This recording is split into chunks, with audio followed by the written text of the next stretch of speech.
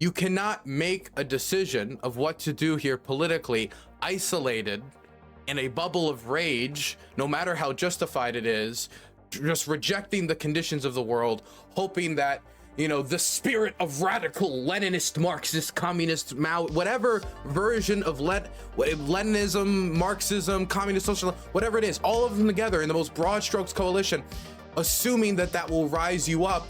And so you're willing to take the political risk of another Trump term. I wanted to watch this video since, you know, we just had the State of the Union. We know Trump's going to be the nominee now that Nikki Haley's dropped out. It's official. I mean, we kind of knew before, but kind of knew really the whole primary, but now we know for sure, unless something crazy happened, that Trump's going to be the nominee. And now with Dean Phillips and, I mean, Cenk Uygur, I mean, he was really in there. It was so close, but you know, he dropped out too. And it seems that everybody's dropping out. It was going to be Joe Biden, Donald Trump. And so a few weeks ago, now that we know that reality for sure, after the State of the Union and Super Tuesday, a few weeks ago, this leftist content creator by the name of Zixi released a video advocating for people in the United States not to vote in the upcoming 2024 election. Now, I believe voting is important. I think after seeing the overturning of Roe versus Wade, from the results of the 2016 election, that's something that is materially impacting the people who live here now. I think that the Donald Trump National Labor Relations Board was absolutely god-awful, and that Joe Biden's National Labor Relations Board is much better, and it's a marked improvement. I think that achievements like the CHIPS Act and for the infrastructure bill, while I could always say it didn't go far enough, it certainly did something. It achieved something that the previous administration was unable to when it comes to large-scale infrastructure investment, as we're getting a lower and lower scales on our of ratings on our infrastructure, on the infrastructure scale from people who come and analyze American infrastructure and rate it. So we needed to improve that infrastructure. I mean, there's issues that I think that are in the United States that if Joe Biden was not in that seat come 2024, that it would be pertinent to try to... how do I put this most politely? If Joe Biden gets removed, everything's going to get materially worse from a policy perspective. Whether it comes on labor, whether it comes on environmental regulation, whether it comes to foreign policy, it's going to get materially worse. And in the areas that I'm critical of Joe, whether it be his inability to leverage aid against the Israelis, like Ronald Reagan even once did, or my critiques about possible kind of flakiness with the Kurds, I mean, not as flaky as Trump, but still flakiness with the Kurds, whether it be with slow rolling of certain Ukraine aid, whether it would be with still being way too moderate on issues like marijuana legalization, but that's not surprising with his history on the drug war, whether it be my critiques on him thinking he should be going stronger and messaging more on healthcare issues, particularly public option or a type of national healthcare plan. But like all of these critiques I have of him, if Donald Trump's in there, it's not like any of those issues get addressed. It's not like he's going to be better on Israel. It's not like he's going to be better on these issues. So if I'm just thinking about voting from a perspective of how can I advance the interests of the majority of people in the United States to help them live better lives and to, you know, make sure that I have a decent future as well, and to make sure that we don't cause complete chaos that leads to a lot of people dying on the international stage, or all of these issues, I can't find any where the conditions get better if Biden loses in 2024. But I do see areas that get worse, and I do see areas where it does get at least somewhat better if Biden's in there. So that's why I'm going to be voting for Biden come 2024. We'll get into the specifics, though. There's other things I could talk about. Like, I'm a huge fan of the Biden National Labor Relations Board. We can get into specific about some stuff they've done. But this is an 11-minute video, and I've already gone on for too long, so let's start. For a long time, I've made efforts to separate myself from the stereotypically far-left position of condemning voting. I've admitted that voting doesn't take long. It's fine to encourage somebody to vote who might not otherwise, and that generally there is a meaningful difference between the two major parties in the US and the UK.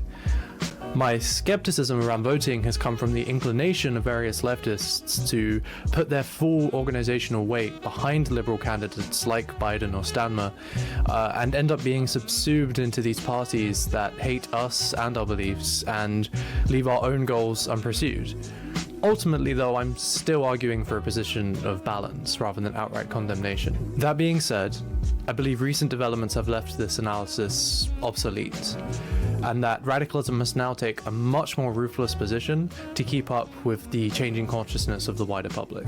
The ongoing genocide in Gaza has led to a noticeable shift in attitudes in liberals and leftists alike across the West. We've had to watch as our political leaders march lockstep with Israel's brazen attempts to displace Palestinian people with no outlet for resistance in conventional politics. And then with the elections in the US and the UK coming up this year, this is naturally leading people to question whether or not these genocide enablers even deserve our votes to begin with. And then from there, especially in the US, you've had the typical discourses of harm reduction and lesser evil voting spin up too. Today then, I want to make the case explicitly against voting as the strongest strategy that the left currently has available. Now, because my usual video production process apparently takes months or even years now, I'm slapping this together at a much lower production quality, just so I can get it out while it still has some relevance. By the way, I have no interest in getting into the origins of the he's used the word genocide. Is genocide the right word? There are over probably roughly around 30,000 dead people in the Gaza Strip, talking around 1% of the population of Gaza dead. That number's increasing. We don't see an immediate end to the conflict soon. Maybe spring, maybe early summer, depending on what the Israeli government does, because it seems to be completely uncompromising and it doesn't seem really open to the Saudi plan whatsoever. So, I mean, I can agree that there are a certain amount of atrocities that are happening that the American government is not reacting to by being willing to leverage aid or shove the Netanyahu government as much as it should, at the very least. So I don't really feel like getting into the nuances of that, genocide, whether this term is accurate or not. Mostly because I think a bunch of other people have gotten into it, and it's not the main focus of the video, so I just don't feel like I need to address it. Let's concentrate on the voting aspect.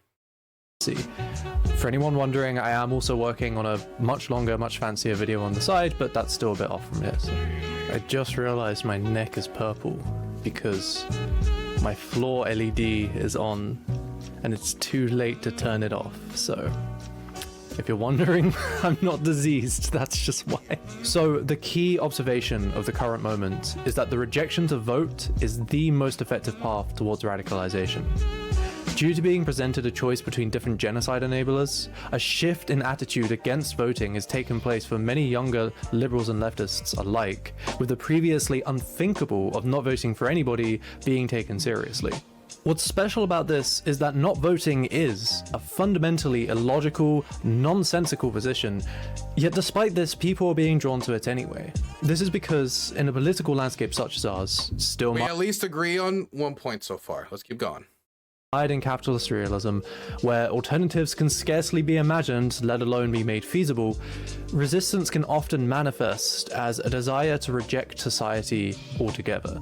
In a sense, the only response to a world in which revolution or even reform feel hopelessly out of grasp is to simply declare, I cannot imagine a new future, but I don't need one to reject the present existence anyway.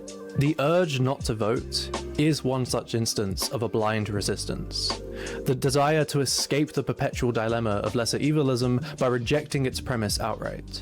This desire is, again, raw, it's base, it's unrefined, it's often ill thought out, but this is exactly what defines it as a complete rejection of existing society. Because in rejecting these systems, we also reject their rules, their internal logic, and their entire framework of what makes sense. While those who subscribe to the logic of existing superstructures, our political systems and the electoral process, will insist on how simple and obvious just voting is, that can't change the fact that the desire not to vote is a seed by which a radical desire to change society can grow. Once this rejection bursts to the surface, an incredibly effective path to radicalize these people is to take those base feelings and turn them into a cohesive political worldview. This plays on the same dynamic we saw in 2020 over abolishing the police. An at the time immediately intuitive idea that cleared the way to radical thinking, yet also made no sense within the framework of existing society. And today, this type of demand takes the form of something far simpler, of not having to support genocide. What threatens this budding radicalism is that it must immediately clash against the facts and logic of existing society, which demands that these alternatives are born fully formed and able to meet standards which they're trying to move past to begin with. If we don't vote for the Democrats... I mean, look, I'm going to be honest, I'm waiting for like a cohesive point that I feel like I can tangle with, but it feels like the entire process is saying, yeah, this is stupid. Yeah, it makes no sense. Yeah, it's not organized. Yeah, you know, it's rejecting the current status quo, but you know, that's good. And I mean, you know, it rejects the material conditions of what's going on right now, but you know, this feeling, it's an opportunity for radicalism. So to me, right, for somebody who cares about the here and now, for the people who live around me, for somebody who cares about my family, and for many other people who care about their family, and for many other people who care about the state of the world, you cannot make a decision of what to do here politically isolated in a bubble of rage, no matter how justified it is, just rejecting the conditions of the world, hoping that, you know, the spirit of radical Leninist, Marxist, communist, Mao, whatever version of Leninism, Marxism, communist, socialism, whatever it is, all of them together in the most broad strokes coalition, assuming that that will rise you up. And so you're willing to take the political risk of another Trump term. Somebody who explicitly said he wanted to suspend the Constitution, somebody who explicitly tried to overturn the results of a democratic election, somebody who's explicitly said he wants to install loyalists and cronies in every position of power imaginable, and somebody who's openly flirting with authoritarianism, aligning himself with people like Viktor Orban, aligning himself with people in some manners, and in some senses, with Vladimir Putin. But Viktor Orban, very openly. Somebody who's centralized the press around himself. Someone who's gouged on the state, somebody who's had his cronies gouge on the state, who's covered up for his friends, and is trying to centralize institutions around himself. Something that's probably very, well, I guess gets Donald Trump like up and going. And so if we were just to say we don't like Joe Biden's policy on Israel, which I knew I didn't like Joe Biden's general policy on Israel when I voted for him in 2020. I didn't expect Joe Biden to be a progressive on Israel. I expected Joe Biden to be better than the alternative and to work on some of the issues that I care about, not work on other issues that I care about, and in some instances actually be going possibly even in the other direction than what I would want us to go. But in comparison to the other option, he generally moves us further in the right direction. And so if I have to look at two roads, knowing that those are our only two options, is the hope that just like the spirit of this already not, what we're acknowledging is not well defined, what is not well organized, what is not an already pre-construct movement, but one that will, I guess, assumedly develop along the way of not voting. It's just, it's playing roulette with the country. And I have no interest in playing roulette with the country. It's not being strategic with the political influence and the political power you have. You can make noise as people with the non-committed vote by people who voted, made noise. Actually, this is the greatest point. If a bunch of people went out and didn't vote, and then the reason they gave was Gaza,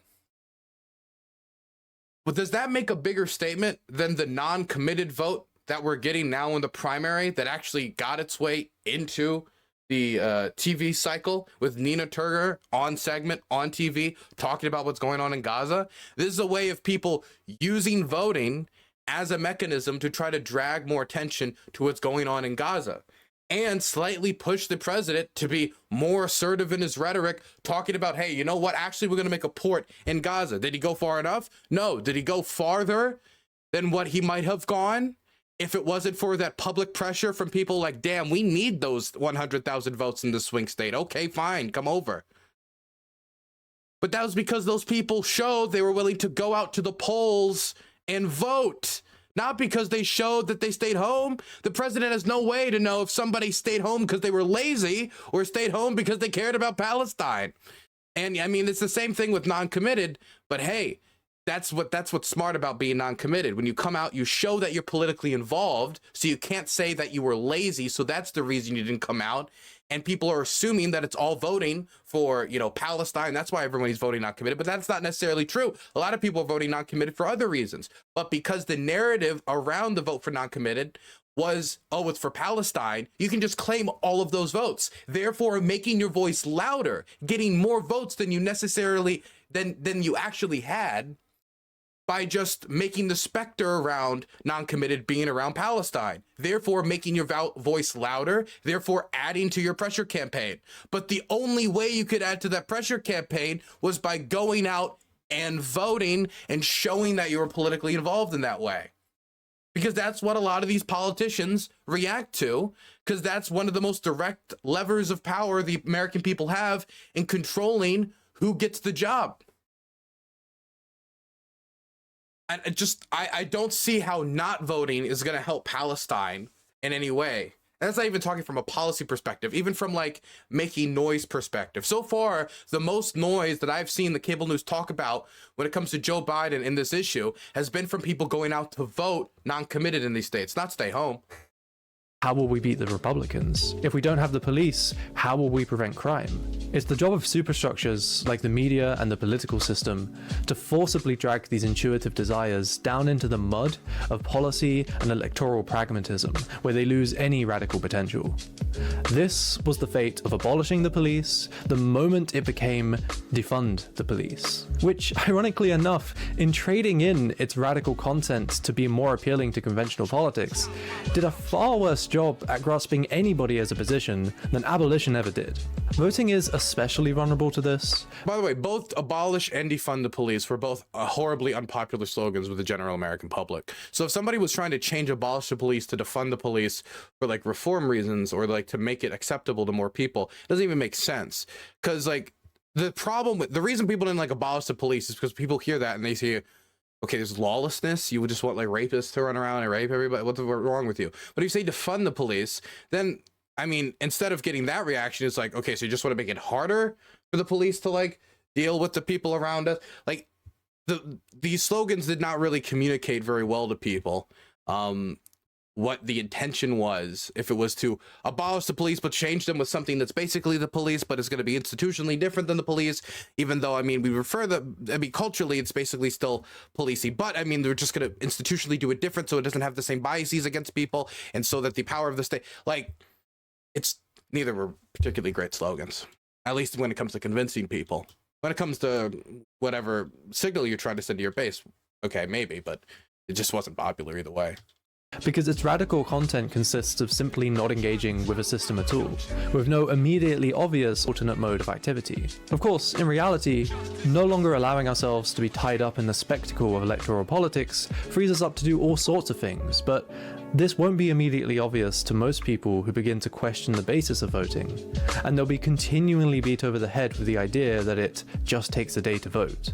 We can postulate about various forms of direct action, mutual aid, and activism in general. Can I just also put out there, I don't know if we're going to get into the direct impact of voting, because right now, it seems that their position is, you know, just irrespective of any of the material harm or impact on the here and now. And I would also make the case that it's probably going to be easier to make a political movement that has influence, power, and effect on the world, and to like build it up in the public's face if we participate in electoral politics and get people like AOC and others in positions of power where they can be loud and they could be, you know, able to, you know, get out there and spread their message to more people and have some legislative impact, have some bargaining impact, so they can show, hey, this is what we're willing to do for you. This is what we can do for you. You got to start giving deliverables to people to be like, wow, AOC did that bill that we all liked. It looks like that her ideology or ideas are actually not that bad, but those are going to take that's going to take some level of electoral participation. But when it comes to material harm in Gaza, if Donald Trump is president, Donald Trump said on the campaign trail, you got to kill the families of terrorists, because by killing the families of terrorists, you will then hurt the terrorists, and then you will make them stop by basically destroying their morale. Just annihilate them, exterminate them. That's his open position. You put that man in that position of power at the start of October 7th, or after November, say this war is somehow still going on. God hopefully forbid that. Oh, Jesus. But if it is, do you think his position is going to be, oh, we'll just keep flying as is? That's best case scenario, as he says, okay, we're flying as is, and it was all just bolster and bullshit. We know where his base comes from. We know that his ambassador wants a one-state solution that has the Israeli military permanently occupying the Gaza Strip in the West Bank. That's their open position. And they need to destroy whatever it takes to destroy Hamas to do that. But they're not going to build the foundation for peace. It's just going to become one wave of violence before the next wave of violence after, Gazans are shown, hey, the Israelis still don't want to give us any sovereignty. So yeah, it will get materially worse, I think, if Trump's in office. So if the question is, we got to not vote because of Israel-Palestine, can we not think about the fact that things can always get worse? I feel like that's something that I feel that a lot of people online in politics don't appreciate on the left, is that it can always get worse. It really can. That doesn't mean you stop striving to get things better, or you put off trying to get things better only because things can get worse, but that doesn't mean you ignore it, or because you don't like the fact that, oh, things can just get worse. Well, I don't like that. I want things to get extremely better right now. That doesn't mean you just ignore that material reality. I mean, even they acknowledge that it doesn't really make sense. We can get involved with instead of party politics. It is unequivocal that the most impact that anybody in the West can have on the Gaza genocide is trying to prevent shipments from reaching Israel, as has already been done in the form of strikes and direct action. But what has decisively changed? Did we stop anything from reaching Israel? Has anybody stopped anything from what was that? It is unequivocal that the most impact that anybody in the West can have on the Gaza genocide is trying to prevent shipments from reaching Israel. Oh, I mean, I think that's the most direct way you could have a physical impact, depending on how long you could stop the shipment before you're arrested. As has already been done in the form of strikes and direct action. But what has decisively changed about this analysis is that we're no longer trying to propose just a better way to organize. The focus is now on an amplified potential for radicalization. However, the crucial element of this particular shift in the political moment is that it tears open a deep schism in the current left. The position, at least in theory, for the harm reduction left was that we could support lesser evil candidates while at the same time building a radical movement of our own. The situation at hand undoes this excuse though, because now the two goals are explicitly opposed. The task of a left concerned with winning elections is now to squash this sense of anti-electoralism and any radicalism that comes with it. The line of electoral leftists to... Okay, so let's be clear. The trade that he is saying is drop voting because the candidates in office, the people we're empowering, don't want radicalism. And in fact, in some instances are working against what we want, or definitely on Israel-Palestine, even though the other option would be worse, and it would probably be worse on every other issue that this person cares about. But don't vote because it could be an opportunity for radicalization. What happens then? What happens if the opportunity doesn't manifest? What happens if everybody's staying home, sitting back, eating Cheetos, or even going out to protest, or doing whatever it is? These people who haven't turned out into a giant political force in the country, what happens? They start the process of radicalization so they can then expand their movement. I mean, the movement of people he's talking about, maybe like 2 to 3, maybe 5% of the country. 10% if you're really like high on your own bullshit.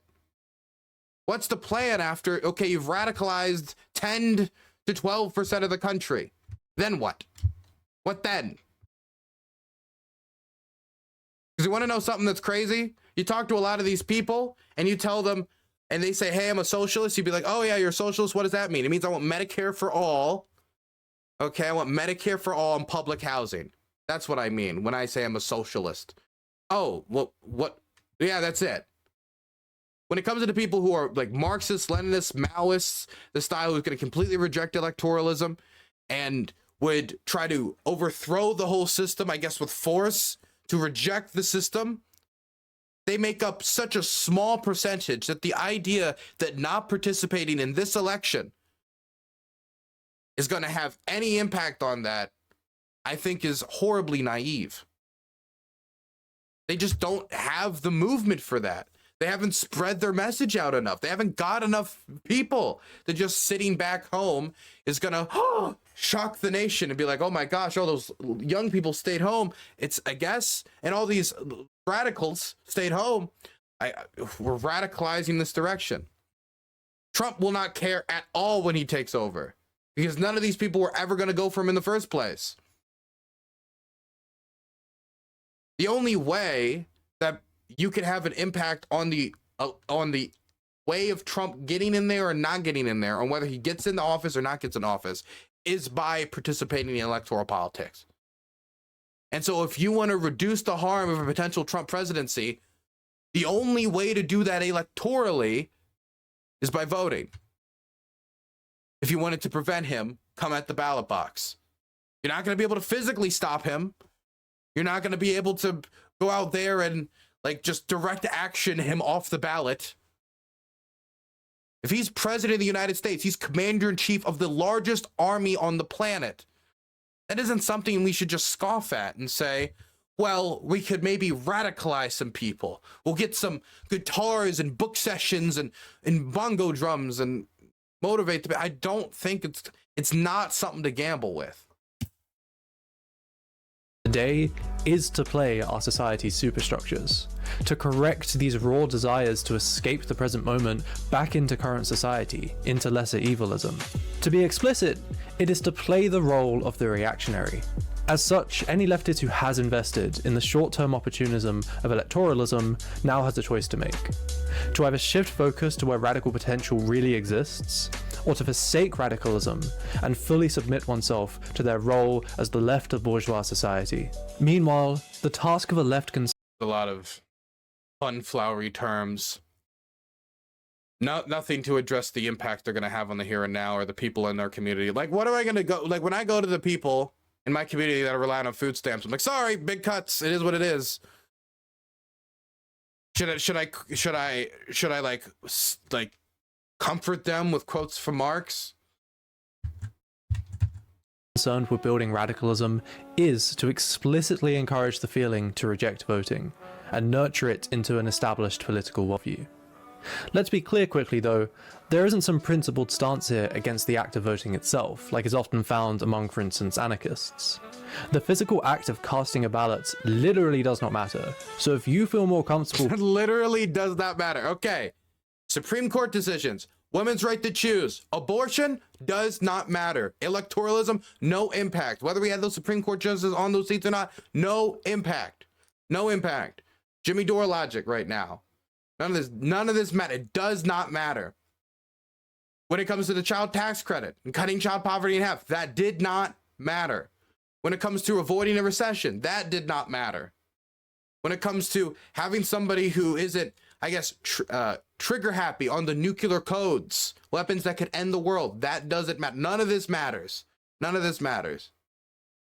It's, I feel like this is just a long shot in the dark, hoping that the electoral catastrophe of a Biden loss and Trump rising would, and the fact that some people stayed home, the 3 to 4% of Marxists stay home from Marxism, or the 10 to 15% that stay home because they're young and they don't think Biden's progressive enough, whatever that percentage is, that's going to be able to spark the radical turn to the left. Even though what's at risk is a radical turn to the right. It is the hope that as the country's turning right, this leftward turn amongst this 15%, even though 80 to 70% of the country are not really all that on board, is going to be able to turn it back when they have the presidency, when they have the Supreme Court, when they have the Senate, when they have the House. Is the slam poetry from a larger crowd gonna help that much? Control of the institution matters much more than I think people think. Or at least I think this guy appreciates. Guy, girl, they, them. I'm just gonna say they, them. I don't know. Voting anyway, then please go nuts. The key is allowing and encouraging people to explore the idea of not voting and how we might engage in politics otherwise, such that we open the way to new forms of thinking. Now, the obvious objection from here is that this is done at the risk of letting Trump win. Yeah. And there is no way around this. But what is failed to be grasped is that this is simultaneously the strongest strategy in fighting Trump and far-right populism in general. Yes, the strongest strategy to fight Trump is to take a strategy that could very well elect him or help elect him. The strongest way to fight Trump, as he's facing 91 criminal charges, some of which, if he becomes a felon, could disqualify him from public office, isn't to stop him from getting public office as he's racing to it to flee his criminal charges. No. It's to get out of the way and allow him to open the doors back into the institutions he tried to hijack to prevent the democratic transfer of power. That's the best way to stop Trump. Now, let's be clear, this isn't an accelerationist position. The goal is not to make Trump win, and the idea is not that his winning would improve anything. Rather, it would make things worse. Recognizing that lesser evil voting is a pathetically ineffective strategy at fighting the far right. Sometimes it's your only option. Like, is the idea that every time you're just going to have two flowery candidates, or one is going to be perfectly in line with your views, one's going to be fantastic on every issue? And in the world we exist in now, I don't think we exist in a world with few enough moral quandaries for that to be the case. Or live in a world where there's not enough world conflict for that to be the case. Or there's not enough perverse incentives for that to be the case. Where there's too many human beings on this planet for that to be the case, i.e. one or two or more. I just find it incredibly naive. And I would go as far to say that like if you're in the fucking like perfect commie committee of wherever, like Soviet Union, I don't know what this person wants, right? Whatever it is, you're gonna have lesser evilism with Brezhnev. Think everybody in the Soviet Union like Brezhnev? There's probably worse options than Brezhnev. Do you think if it was Brezhnev or Stalin's secret police chief who raped kids, if those were two options, yeah, which one are you gonna pick to lead the country? If you're in that position where you could choose, even not because you're in the electoral system, because you're part of the party elite, you'd probably point towards Brezhnev. Or you could point towards, and you could set up the scenario in any number of countries where eventually you just look at the institution, you look at the system, and he's saying, she's saying, I don't know, throw your hands up. Oof. It is what it is. We're going to just wait for the system to crumble. But there's a good chance that if you just secede control of all of these levers of power, that when everything crumbles, those people who are near the levels of power are going to be the same ones who grab everything of value. Just like when the Soviet Union collapsed, it was the party elites who were able to buy up all of the public assets and become dominant oligarchs because they were the ones who were near all the centers of power. Unless you're talking about some sort of violent revolution where we're going to go grab those levers of power, or we're going to go, I guess, like, we're going to get so much public support that they'll have no use but to bend to our will, which I don't see that now. That anybody who dedicates themselves to it at the expense of everything else is... Mind you, by the way, the election is in November of this year. It's not like, you know, we have like, okay, it's 3 years. We can build up this movement in the meantime and see if we can do this strategy. It's like, it's I think it's 5-6 months. More responsible for Trump than anyone who would forgo voting for the sake of building radicalism. Even without looking at history, this should be self-evident by the fact that Biden was voted in as a safe, middle-of-the-road, establishment candidate just to get Trump out, and now a single term later is running the risk of losing to Trump again. Consider as well that the whole time Biden has been in, Republican states such as Florida have only spiraled further into quasi-fascism at a seemingly faster rate than ever. So give up! Just, you know what? I'm so frustrated that Biden isn't doing better against Trump.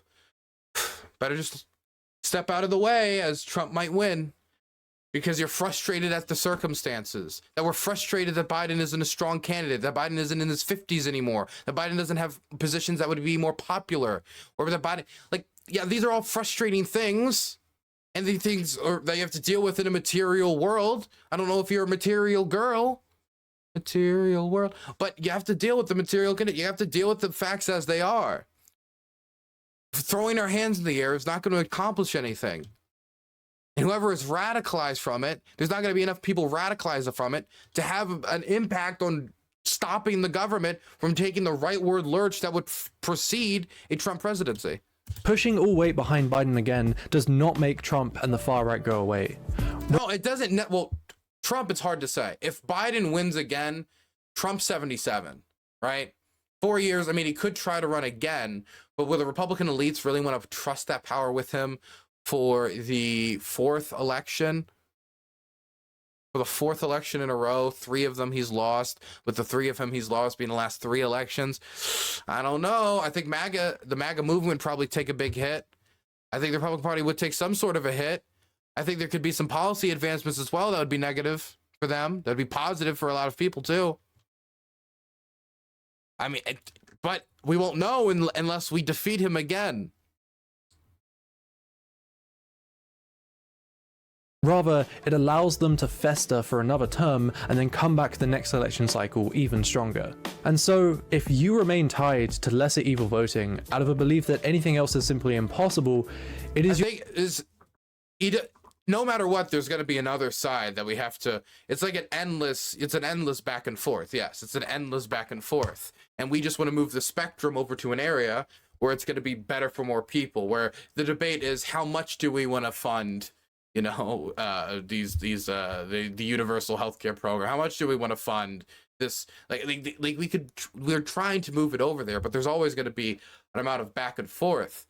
But unless his call is just overthrow the electoral system, establish the dictatorship of the proletariat. Like, if this is the goal in the next 5 months, what you're planning to do 4 years into the Trump presidency, well, if you don't succeed that, then all you've achieved is making everybody's life worse for your commune dream that didn't come true.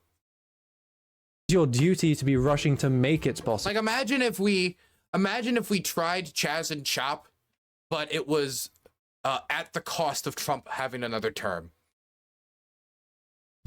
When the material conditions provide an opportunity like the one presented to us right now. All that's being done instead is propping up a liberalism which fascism feeds off of, and so eventually they will win if this is all we can do. If it's not over Gaza today, it'll be over something else tomorrow. And when they don't know that they will win over the idea that the Republicans could win an election, yes. But if you have institutions that are strong and you have the promise of another election so you can get them next time, then you can get back those institutions and get back to the work of statescraft. And depending on which institutions we hold on to, like the Senate or the House or the presidency or governorships, we can still do work in other areas and do our best to either be to slow down damage being done to the work that we're trying to do, or the only his option is democracy. Crush the democracy must be replace radicalism. That's the plan. Democracy, I don't like it because we could lose. So instead, reject it, and we'll go for a radical. That's the plan. That's the outline. It feels like a vibe more than anything. Like, we're gonna vibe towards radical. There's no plan here, and they admit it.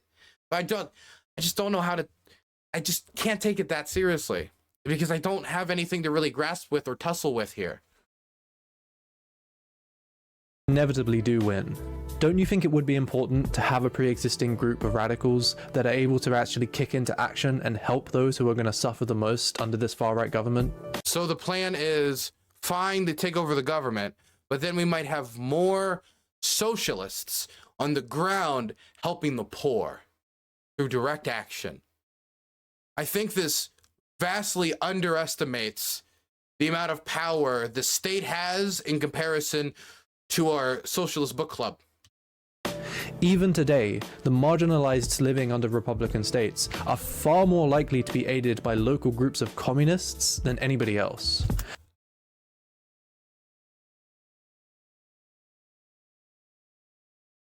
What? And again, even today, the only way to effectively help Gaza... God, I'm sorry. Church.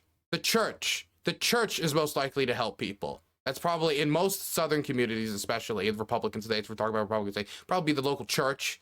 Probably one of the first things I would think of that'd be there to help people. Probably local soup kitchens, not many of which I know is run by, there are some run by communists, but others are run by, again, the local church. Like all the things I could think of, there are socialists, there are communists, but the idea that communists are the ones doing the majority of like charitable work or work to keep people like thriving and alive in these communities that are, I mean, not on the brink of poverty, in poverty. No, that's, I think he's overestimating the size of the communist and socialist movement in the United States. Is to try and prevent shipments from reaching Israel. Like I said, this is already being attempted, but it hasn't been strong enough to deliver results just yet. Efforts so far are being easily co-opted and pacified by career activists. But imagine what could be done if, instead of supporting the Dems and arguing over whether or not we're obligated to vote for them, we poured our energy into these forms of resistance instead. Even from an electoralist perspective, there's value in rejecting voting today for the sake of pushing people left, to increase the possibility in the future of a left populist candidate becoming viable who could actually maintain a victory over the far right. Bullshit. I just don't, look, I don't like the idea of, okay, fine, we'll let things get worse now for the hope that one day we'll get America's Lenin. He'll come down and he'll give us socialism for all. And then those West Virginia workers will be like, you're right, actually, cops suck. Yeah, let's do Blair Witch Mountain. Whoa, let's do it too. And then, like, hoping out for that dream is lovely, fantastic. It's flowery, it's great. But until it's here, it's just the dream. It's just the little fantasy. You know how many countries there were communist activists in that they had this fantasy, this dream? Many, many, many. How many communist governments are functioning or socialist governments in the world right now? Not many. Very few. And the ones that are very questionable when it comes to the principles of socialism being upheld in modern China, in Cuba, and other countries. So I think the idea of just allowing the material conditions to get worse with a possible even worse path going down if the institutional capture becomes permanent due to a lack of respect of the liberal institutions that have been allowed to trade hands, which means we are able to do statecraft once we get our hands back on the control of power, on the levers of power. Then what? What do you do then? It's all just in the hope that, you know, the loss and the pain, if you just guys all concentrate in local activism and don't bother to take a few hours to go out and vote, that the radicalness of the statement will vibe you guys up enough to mobilize you guys, make you socialists and communists, that the new right-wing government that's here has less respect for that transfer of power, you'll be able to confront. Yeah, it's a lovely, lovely dream idea. These candidates don't just materialize out of thin air after you've waited long enough. They grow out of the pre-existing political landscape. Yeah, and we don't see that candidate. Maybe I'd have a better argument if fucking America's Lenin was polling at 20%, or we had like polls coming out saying majority of Americans think Marx is cool now. Like maybe, you know, maybe that would be somewhat convincing. But that's not the environment we live in. So hoping for that to be the case, or like praying for that to be the case come election time is just, I mean, it's just hoping. And they're far more likely to gain traction under one full of people so radical they wouldn't even entertain the notion of voting for a genocide enabler. One might suggest that we might not be able to build a radical movement strong or large enough to actually affect the difference needed here, be it in direct action or in pushing for a Bernie 2028 run. But Bernie 2028. Bernie 2028. You think people do not want Bernie 2028? Bernie doesn't want Bernie 2028. If this is the case, then we also haven't convinced enough people away from voting to meaningfully affect the result of the election. So that's my pitch to not vote in 2024. I know I pretty much just spoke about the US today, but... Okay, here's my pitch for voting. More people have starved to death. More or less people have resources to food stamps and other programs on the local level that help them. They will be cut, they will be targeted. Social Security will be targeted. Social Security and cuts on Social Security as a massive institution that has helped cut elder poverty in half from when it was introduced originally. There needs to be, of course, protection of our democratic institutions. So we can't just be like, oh, I guess that party just controls this now. It's like the Fildesz party. It's just dominates the local election counties, election policies, dominates the media space. We don't want there to be somebody who is so reckless with international alliances that he could just provoke a war in Europe by saying, you know what, fuck it, do whatever you want. There's so much that's at stake this election that the idea of just saying, maybe if we don't vote, we'll vibe enough around not voting that it'll bring about enough radicals that we can challenge this system that voting will not matter ever because we will bring about socialism. I find it just incredibly naive. Go vote. Get registered to vote.